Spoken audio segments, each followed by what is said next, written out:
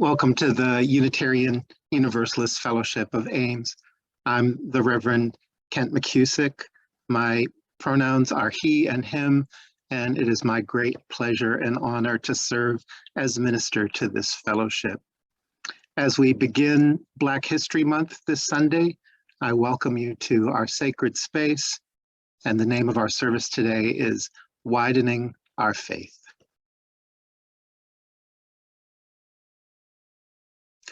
Our board welcome this morning is by Christopher Chase.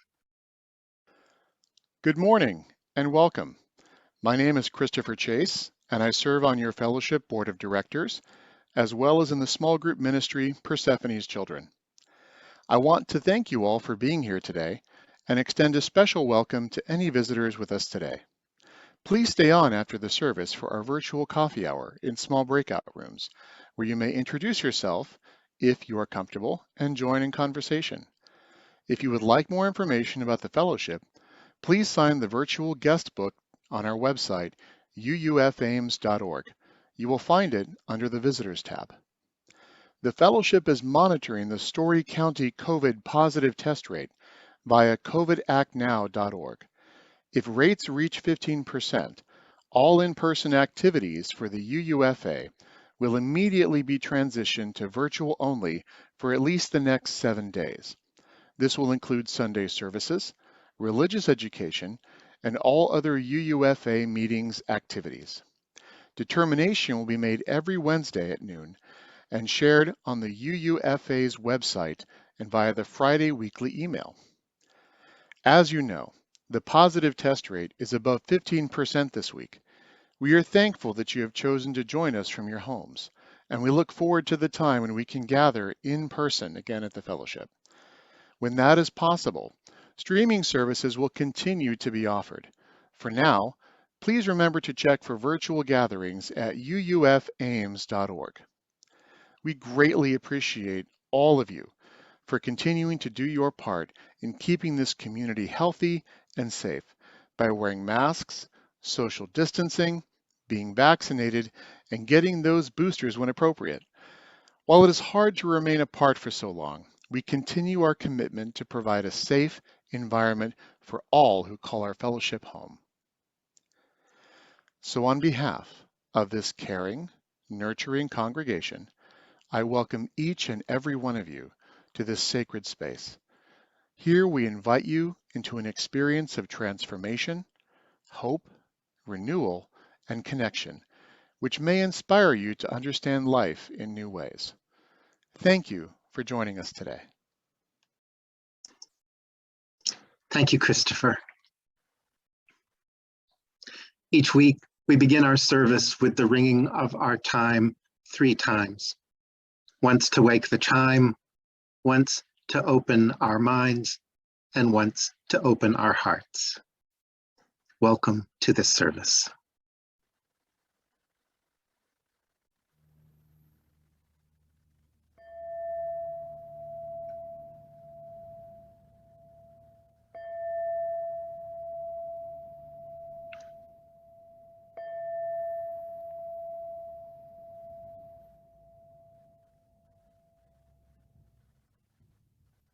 In the world of the driven, let us be drawn in. Let your love be a given, let us be drawn in. To imagine, to dream, to create, to redeem, for the sake of the living, let us be drawn in. The chalice lighting was written by Viola Abbott for The Promise and the Practice, a packet for Sunday worship centering voices of Black Unitarian Universalists, published in the UUA in 2017. We are Unitarian Universalists. When we lift up our 7 principles, some of us think of them as a form of theology, but they are more important to our collective than that. They do not tell us what we should believe. They tell us how we should be. They tell us how we should act in the larger world and with each other. We are brought here today by the fact that Unitarian Universalism has fallen short of the image that was presented to the world and to many of those who embraced this religion.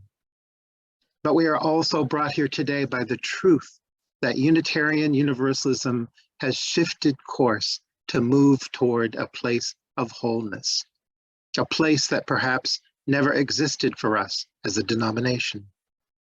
It has been a long and sometimes unforgiving road to today. But we are here today because we are mindful of that past and because we have hope for the future. We want the practice of this faith to be a fulfilling manifestation of its promise. Open your hearts. Seek new ways of understanding. Come, it is good to be together. Our opening song this morning is by Carrie Newcomer. This is Room at the Table.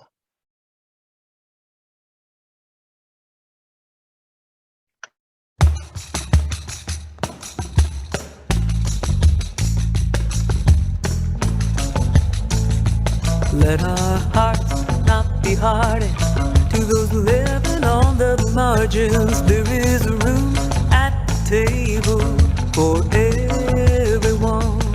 This is where it all begins. This is how we gather in. There is room at the table for everyone.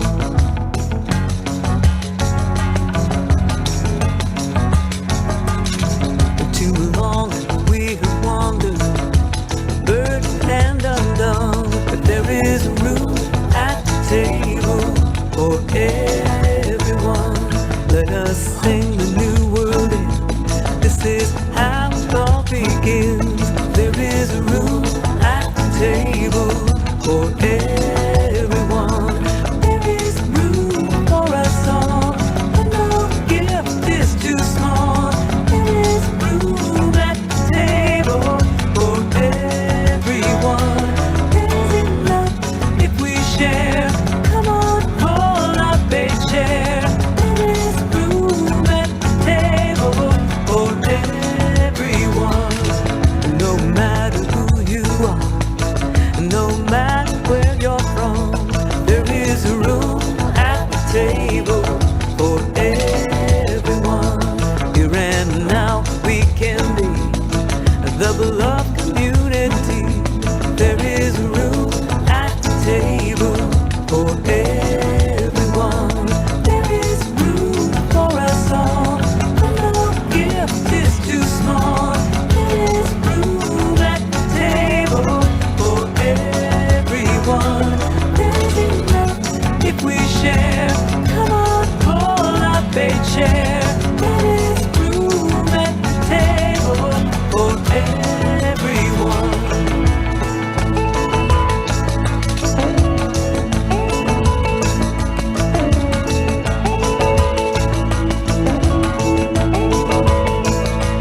There is room for us all, and no gift is too small. There is room at the table for everyone. There's enough if we share. Come on, pull up a chair.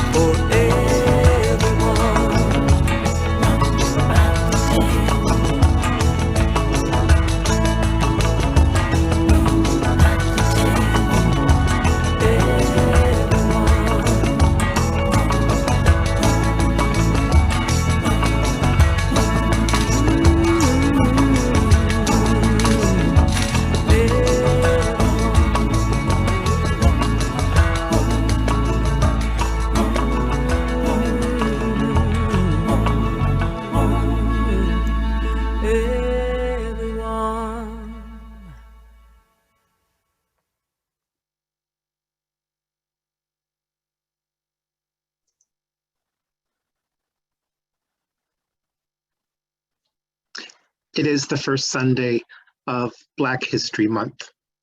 And with that, for the Time for All Ages, we offer this beautiful true story called Lillian's Right to Vote by Jonah Winter with illustrations by Shane Evans. I hope you enjoy it. A very old woman stands at the bottom of a very steep hill. It's voting day. She's an American, and by God, she's going to vote. Lillian is her name. It's a long haul up that steep hill. It's a long haul when you've been alive for 100 years. It's a long haul when you've lived the life that Lillian has and walked so far in her shoes. When Lillian looks up, it's more than blue sky she sees. She sees history. Lillian sees her great-great-grandparents, Elijah and Sarah. They are standing side by side on an auction block. Sarah is holding their baby, Edmund. They are being sold as slaves in front of the very same Alabama courthouse where rich white men and no one else are allowed to vote. Lillian starts her slow climb. Though the sun shines brightly, Lillian sees a dark time from years long past. She sees her great-grandpa Edmund, now grown. He's owned by another man, forced to pick cotton from daybreak to nightfall, right here in this country, where it is written that all men are created equal. He sure doesn't have the right to vote. In fact, he doesn't have the right to do much at all until after the Civil War, which will end slavery. As Lillian inches up the hill, past one neighbor's house, and then the next, she sees her great-grandpa Edmund on his way to vote for the first time, thanks to a law that was passed in 1870. The law is the 15th Amendment to the U.S. Constitution, which says that American citizens' right to vote shall not be denied or abridged on account of race, color, or previous condition of servitude. Even though the law does not allow women to vote, Great-Grandma Ida is with her husband. Lillian feels their dignity and their pride as they enter that courthouse for the first time. But as Lillian continues and the hill gets steeper, but that hill is steep, she sees what happens just 20 years later. Right here in Alabama, there's her grandpa Isaac at the courthouse being charged a poll tax to vote, a tax he doesn't have the money to pay. So much for that 15th Amendment. So much for Grandpa Isaac's right to vote. Lillian pauses to catch her breath, hearing now the voice of her Uncle Levi. He is telling about those tests that he was forced to take when he tried to vote, and about the sneer on the registrar's face when he asked, "How many bubbles are in a bar of soap?" Her uncle's lips got tight as he recalls being asked to name all 67 judges in the state of Alabama, and being turned away when he failed to answer such questions.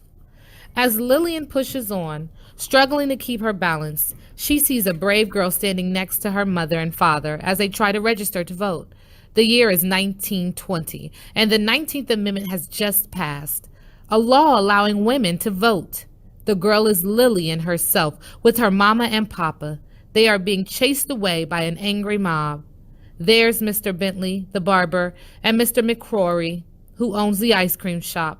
She feels the firm grip of her mother's hand as they run through the streets back home.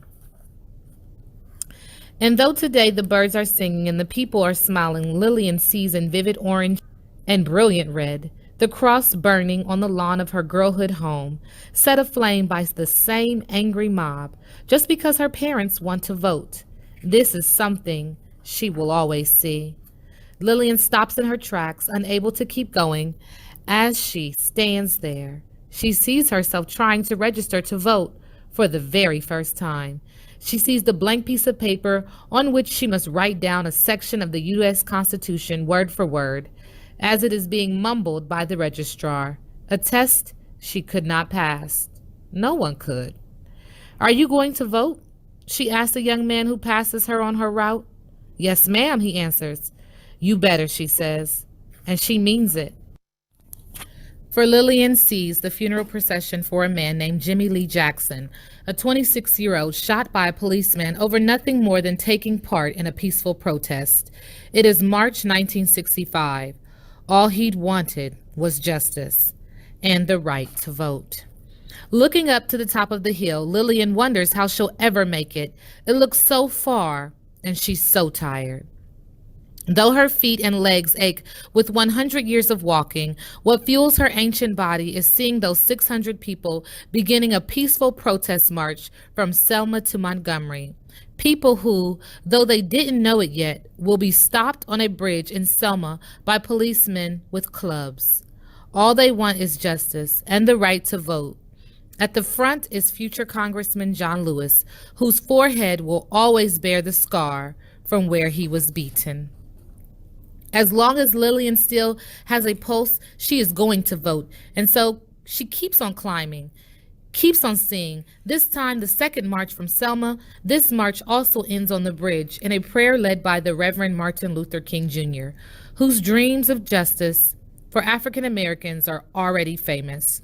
Wherever he went, he lifted people up with his words, and his words still lift up Lillian, who, seeing the top of the hill, is not about to stop. Footstep by footstep, she keeps on going. Just as the marchers from Selma to Montgomery keep on going through the cold and rain, finally making it all the way to Montgomery on their third march, she sees them all: Martin Luther King, John Lewis, rabbis, priests, and 25,000 others. Lillian is there. She can still hear Reverend King asking how long they would have to wait for justice. She can still feel the power of his voice when he says, "Not long."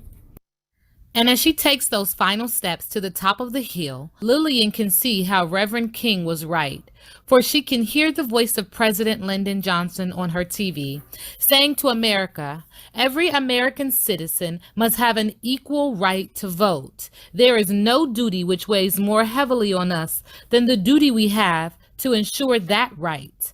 All of us must overcome the crippling legacy of bigotry and injustice, and we shall overcome." Before Lillian walks through the doors of the building, where you better believe she will vote, she looks up and sees the same blue sky, brighter than any sky she's ever seen, that she saw on August 6, 1965. That was the day President Johnson signed the Voting Rights Act, the one law protecting all Americans' right to vote. In every state and every town, the one law protecting Lillian as a full-fledged citizen of the United States. She enters the building, and as Lillian steps into the voting booth, once again she sees herself stepping onto the voting booth in 1965 for the very first time, and she knows full well she would not be standing here today were it not for the people who marched and the people who died for her right to vote. Lillian touches her finger to the lever, and because she is a citizen of the United States of America, protected by the Voting Rights Act of 1965, Lillian pushes that lever. Lillian votes.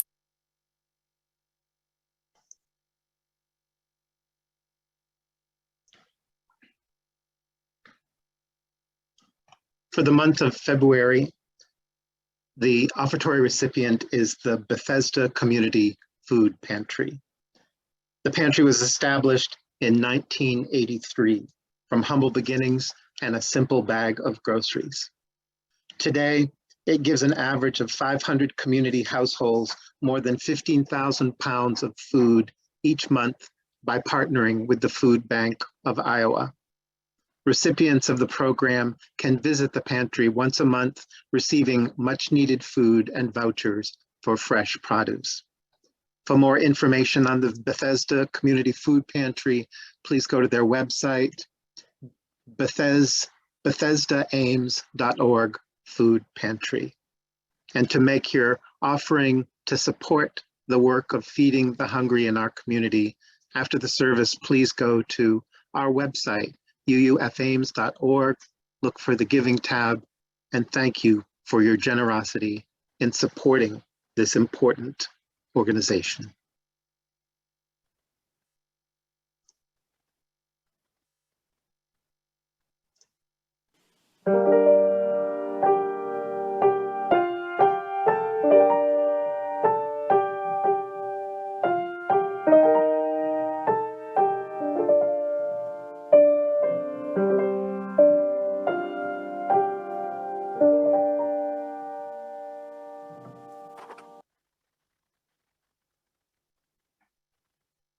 The first reading this morning is a recording of a reading from Caste, The Origins of Our Discontent by Isabel Wilkerson, and the reader is Oprah Winfrey.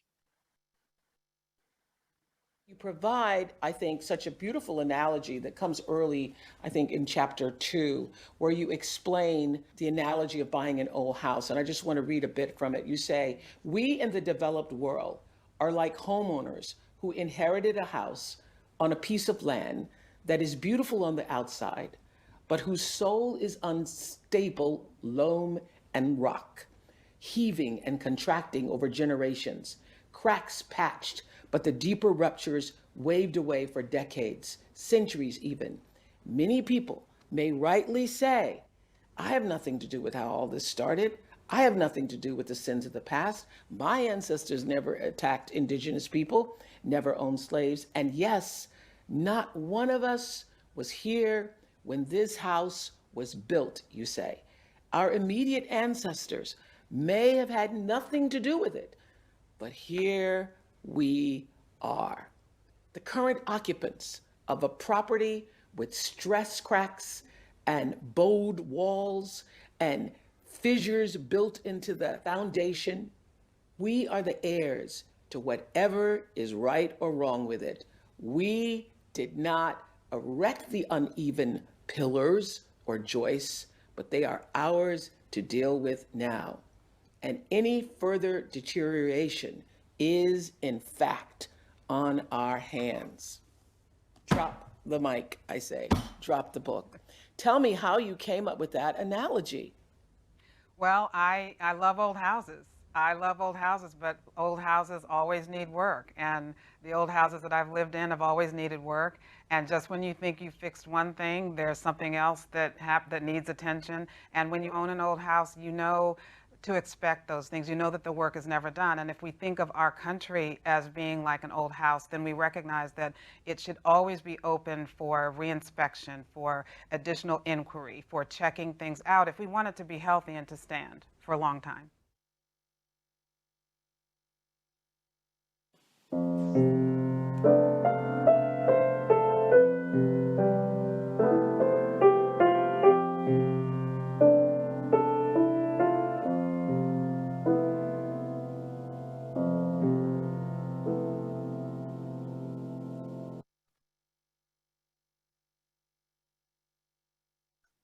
Each week, we take time in our service to share milestones, significant things that are happening in our lives that are bringing us joy or challenge or gratitude. As I open the room to sharing, we'll have plenty of time for whoever wishes to speak.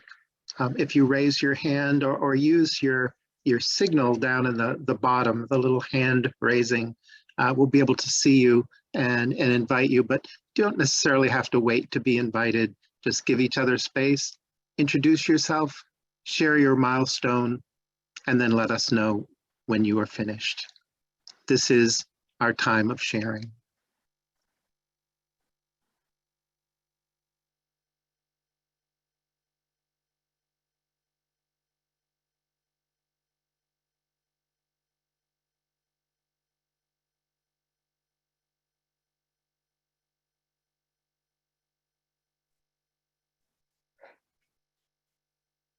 This is Tesha in Oklahoma City.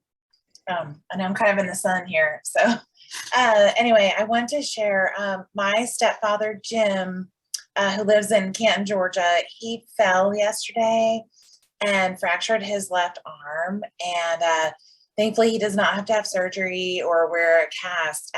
But he's 81 years old. And so any kind of injury, speaking of old houses, any kind of injury is kind of a big deal. So I ask for everyone to keep Jim in your prayers. Thank you. I'm done.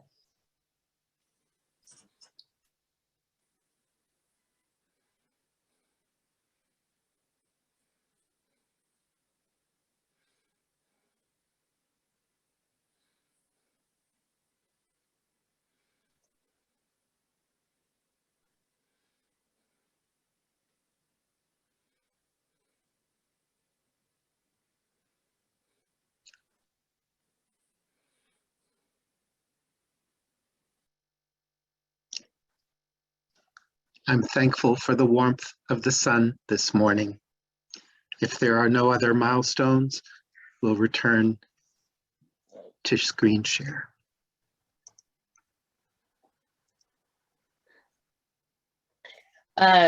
My daughter got Youth of the Year award for Boys and Girls Club, my oldest one, Keiko, and we celebrated that last night at the gala that they hold every year.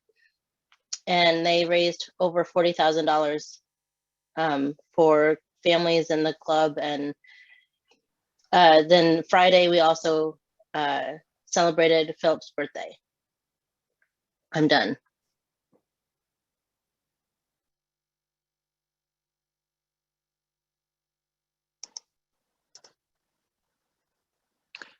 For those milestones that have been spoken aloud, and for those that you carry silently in your heart and mind, know that in this community of love, whatever brought you here today, whatever you're holding or carrying, know that you don't ever need to make the journey alone and that you are loved. With that, let's be together in a moment of silence.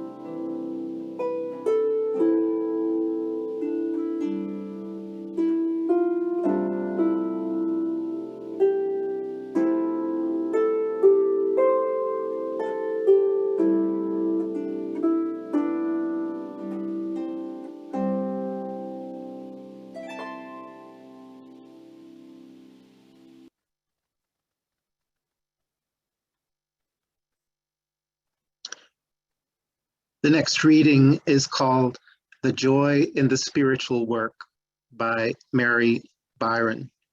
This reading appears in Widening the Circle of Concern, the report of the UUA Commission on Institutional Change.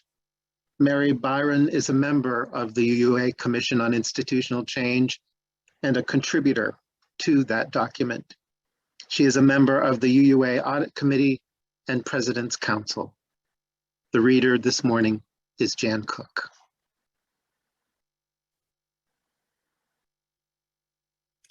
Commission on Institutional Change Guiding Principle. To keep Unitarian Universalism alive, we must privilege the voices which have been silenced or drowned out, and dismantle elitist and exclusionary white privilege which inhibits connection and creativity. My UU faith has been an important part of the spiritual journey of my life. I believe in our principles and our way of expressing them publicly, advocating for the world of justice, equity, and compassion we know is possible. And we know this world is not yet here, which calls us into doing the work that is needed to create it. This is one part of why I do anti-racism work. It may be a simple statement to say my faith calls me into action, and it is sometimes not so easy to live. As a white person, I have needed to do a lot of deep spiritual work on myself. Unlearning the ideas of supremacy that I have absorbed from our culture is so much harder than learning about injustice. Yet I know we won't move away from our comfort in white supremacy until we unlearn and dismantle it in our lives. Arundhati Roy said, "The trouble is that once you see it, you can't unsee it. And once you've seen it, keeping quiet, saying nothing, becomes as political an act as speaking out. There's no innocence. Either way, you're accountable." When I moved past claiming my innocence in building these systems and denying their racist intent to see them, really see how they operate, I couldn't unsee their injustice. It is in the news every day, everywhere. Keeping quiet Doing nothing isn't an option for me in a faith that proclaims that we respect the inherent worth and dignity of all people. There is no dignity in economic, housing, justice, immigration, environmental, and educational systems that create such inequitable outcomes. White people built these, and white people are required to dismantle these unjust, inequitable, and cruel systems to completely transform them. I knew I couldn't do this transformational work unless I was willing to get uncomfortable. To start by acknowledging my role in our systems and the ways I participate in upholding our dominant white culture. Conflict avoidance, assuming that good intentions are enough, denial, tokenism, white savior behavior. It is hard to see these things in myself, but I need to see it and change it in order to live into the principles I believe. This is a part of my spiritual practice. I practice humility and forgiveness for myself and my community as a spiritual work when we engage in dismantling white supremacist systems. I recognize I am going to make mistakes, and I also know how I will acknowledge them and try to repair the harms. I try not to let the fear stop me and to stay curious about when and where my discomfort arises. Every time I make a new discovery about my thinking that releases limiting thoughts and behavior, I feel more free, and that is also spiritual work. I also do this work because I find such joy in the community of people engaged here. The guiding principle above speaks to how white supremacy culture inhibits connection and creativity. Breaking down my personal barriers and connecting with people is liberation for my heart.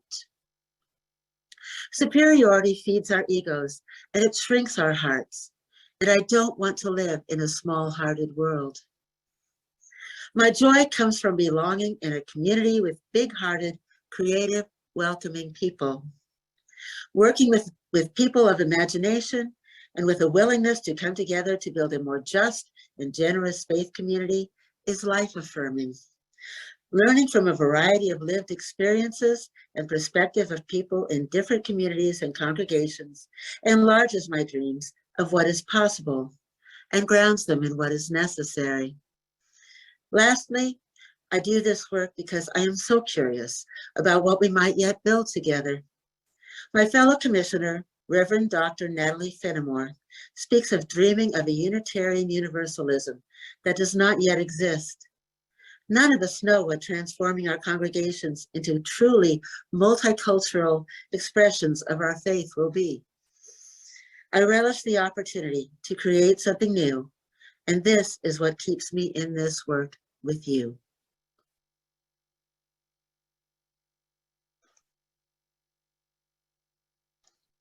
I hope you'll enjoy this piece of music, Draw the Circle Wide, by Gordon Light and Mark Mile, as performed by the UU Choir of Concord, New Hampshire. This is Draw the Circle Wide.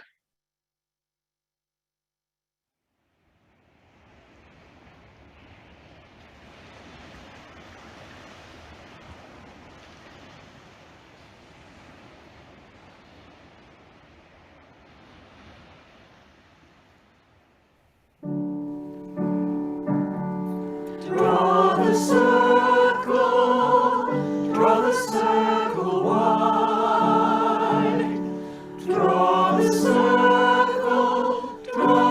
circle wide. No one stands alone, we'll stand side by side. Draw the circle wide. Draw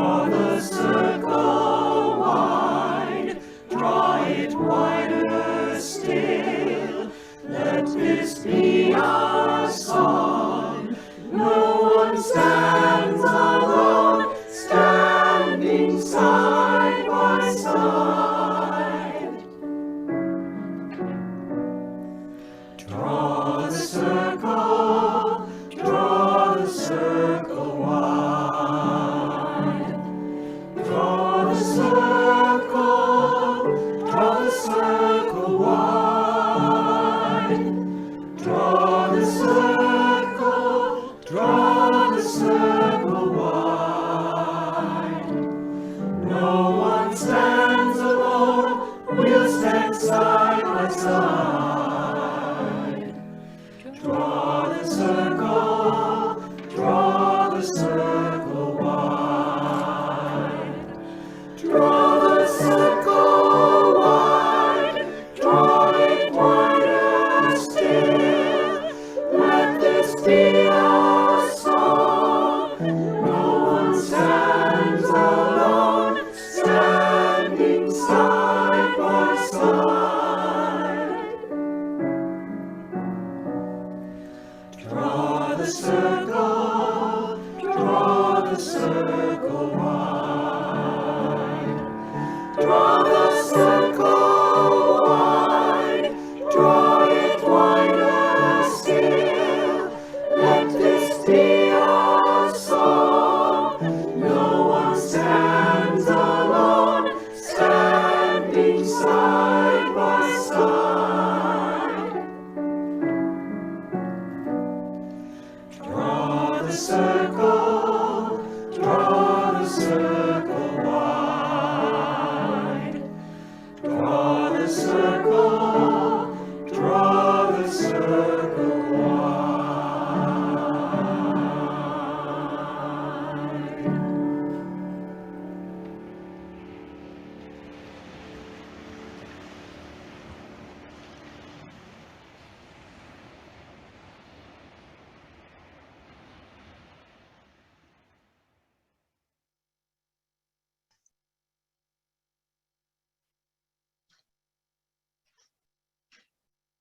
With several other members of the fellowship, I've been attending the 1619 revised online class through the UCC Church in Plymouth. It is both challenging and opening to the literary and powerful metaphor offered by Isabel Wilkerson in Caste. That the white supremacy culture we live in is like owning a home as heirs to whatever is right or wrong with this home, this culture. We may not have built it, but it is our responsibility to deal with the foundational problems present in our lives. The history and current state of Unitarian Universalism is reflective of this metaphor too. We may not see ourselves as having directly contributed to the racist conditions in our faith, and because those of us who identify as white directly benefit from the power structures of the past, we must consciously look at our past, the history of our past relationships with marginalized people, and learn how we can address the infrastructure of our divisions. One of the 1619 lecturers, Ephraim Jackson, offered another powerful metaphor. He told the story of his daughter putting together a puzzle. There were pieces missing and no guiding image to look at to complete the full picture. The metaphor inspires me to look deeper into the impact that the legacy of slavery still holds on our culture today, to seek out voices that have either been silenced or kept marginalized in the outer fringes of society and my awareness, and to be mindful of my reactions when others experience my words or deeds as racist instead of anti-racist. In those moments, I and we need to pause and ask ourselves, why are they experiencing me or us that way? And what am I or we learning about ourselves in this moment? By doing so, we move towards a more accurate and complete picture of the culture we live in. We look for the missing parts, the missing puzzle pieces that we need to complete the picture. If you are not attending this class, I highly encourage you to listen to the 1619 podcast series. It's free and each episode is roughly 30 minutes and the material is extraordinary and deeply enlightening. I'm not necessarily a podcast person, but I love this series, and Bradley will put the link to this series in the chat.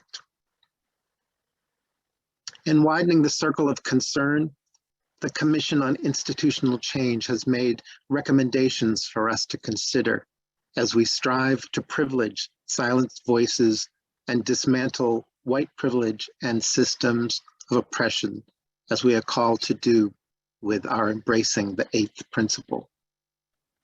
As Mary Byron shared, it can be uncomfortable work when we see the ways that we uphold the dominant white culture. It can be uncomfortable to know that we will make mistakes in our anti-racist work. Listening to lived experiences, silenced voices, and the perspectives of people from different communities broadens the possibility of a Unitarian Universalism that does not yet exist. The Commission recommends that we more deeply explore liberation theology. In Faith Without Certainty, the Reverend Paul Razor writes, liberation theology speaks to the underside of history and offers perspectives on issues such as poverty and oppression that we might otherwise miss. This is especially important as we respond to social problems. To be in solidarity with those who are oppressed requires empathy and imagination. Freedom of belief is one of the keystones of this faith.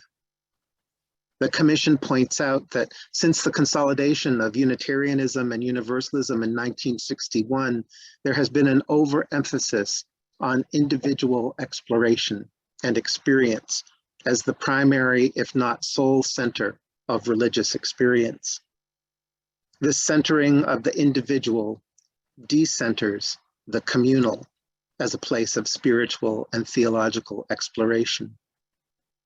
The individualized search for truth and meaning unintentionally becomes irresponsible when we fail to explore the relationship and impact that our individualized search has on the wider community. At the same time, justice-seeking practices are often not grounded in spiritual practices and frequently take the place of ritual and religious life. Justice practices cannot be used as surrogates for deepening our spiritual lives.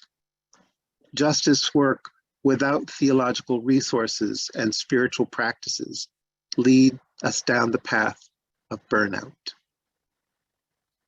The Commission writes, many of us have come to this faith seeking an alternative faith home and drawn by its actions in the world. Yet we don't often work to heal from our religious past. The status quo within our world today reinforces a system in which some are treated as greater than and others as less than. This status quo is also reflected in our congregations and denominational lives. To counter this takes more than good intent. It takes a faithful commitment to a different way of being, accountability to our broader community and the world we seek to engage. In articulating your UU faith, Barbara Wells ten Hove and Jaco ten Hove identify the first and seventh principles of Unitarian Universalism as pillar principles. The first and seventh principles affirm to covenant and promote the inherent worth and dignity of all, and the fact that we all live in an interdependent web of existence. Many people of color mention these two principles as the ground for their belief that work for equity, diversity, and inclusion is religious work for us as Unitarian Universalists. As one white anti-racist advocate put it, when we're dehumanizing someone else or making someone else less than, we are making ourselves less than as well, dehumanizing ourselves. We rarely seek to return to the liberal Unitarianism or Universalism of the 17th century, except in the broadest sense. That is because of the influx of other voices, including the early women ministers, transcendentalists, humanists, feminists, and people from earth-centered and other traditions enhanced our faith. In the same way, embracing diversity, equity, and inclusion and the spiritual disciplines they require will further enrich us. Because we have not updated our theology, the history we know privileges the dominant culture and those voices that were preserved in our history and written record. We now have a chance to embrace a more inclusive and accurate history. Continued learning and evolution should be the goal for us as Unitarian Universalists. A renewed focus on our theological history and its actors, including the actions and teachings of leaders of color whose voices have been largely erased, can help make this clear. The clarity and ability to see the liberatory charge of our heritage should be the basis of activities. Here are some recommendations from the Commission. That we center the theological work of Black scholars, Indigenous scholars, and scholars of color, both professional and lay, whose knowledge is resonant for our times. That we provide more resources for lay leaders who wish to engage in theological conversation. That we make an acknowledgement of anti-oppression work as a theological mandate.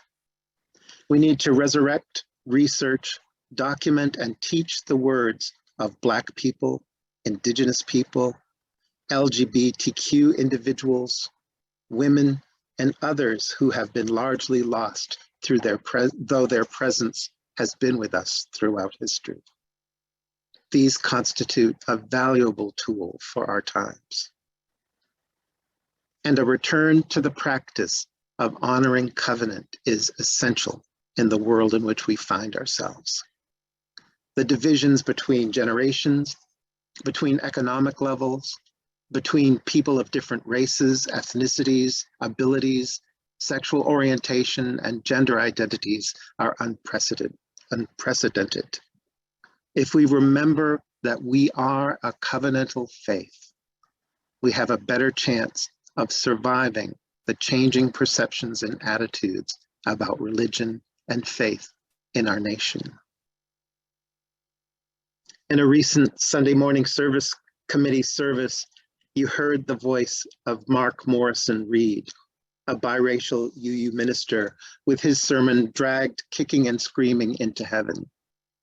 Consider reading his 1980 book, Black Pioneers in a White Denomination, which begins with these words: I am a Black-born, Unitarian-bred minister of a liberal faith. I am an anomaly. My allegiance is split. In this book, you will hear stories of voices that have been erased from our UU history.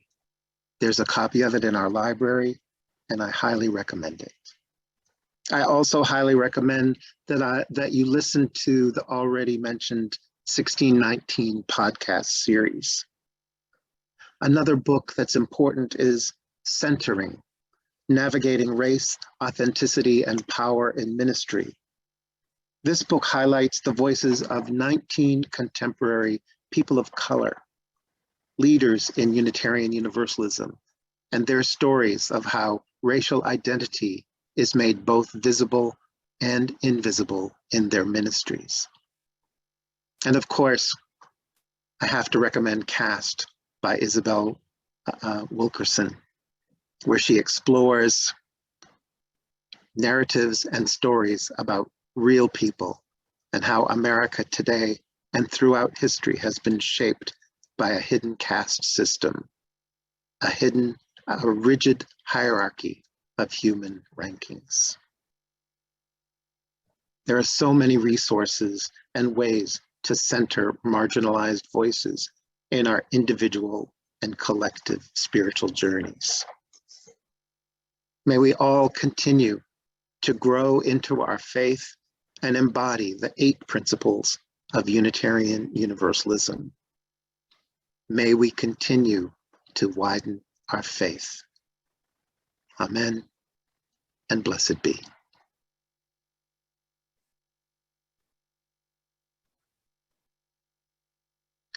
The closing song this morning is "The Moment" by Leah Morris. We are always in a moment. What are you going to do with this moment?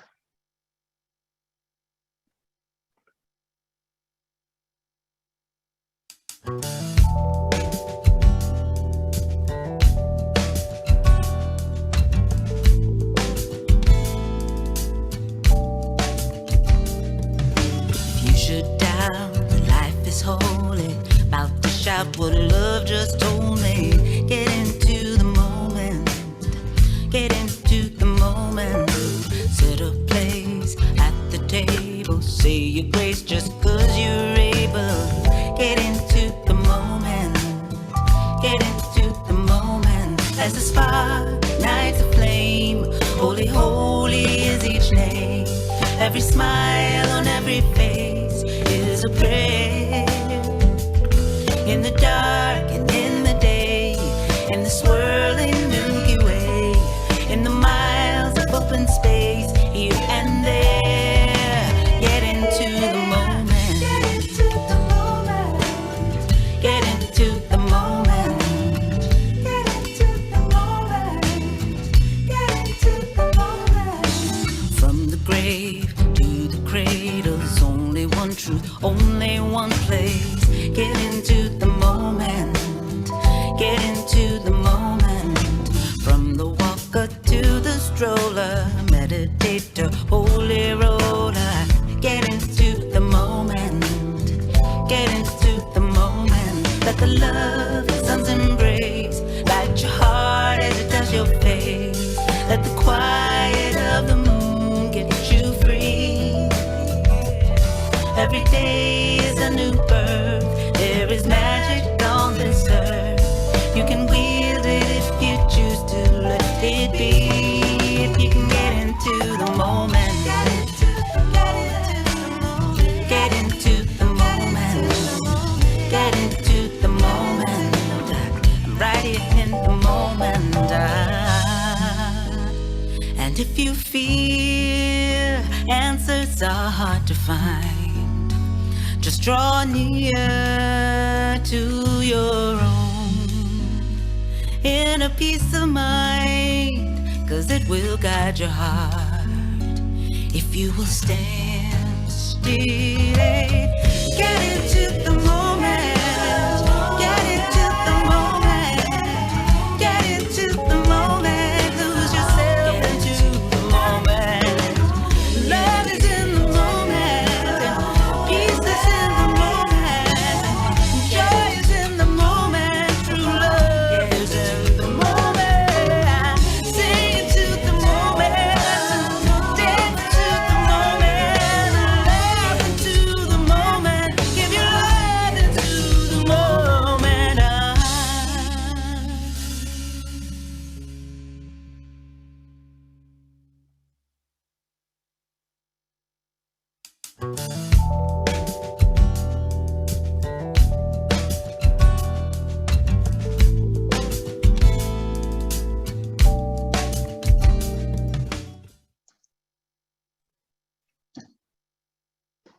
Our closing words today were written by the Reverend Dr. Natalie Fenimore.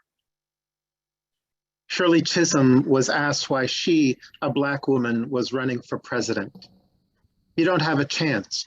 Why are you doing that?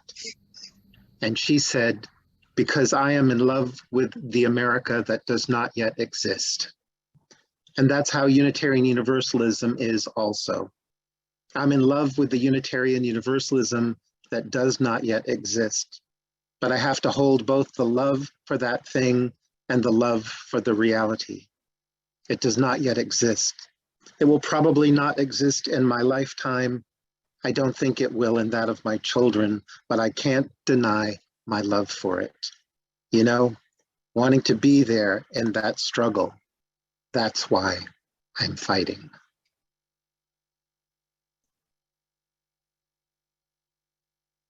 Thank you for being with us this morning.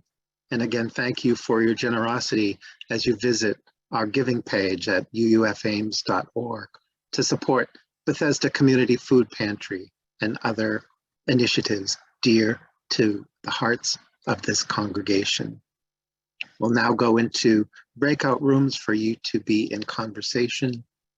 Thanks for being with us. I look forward to seeing you again soon.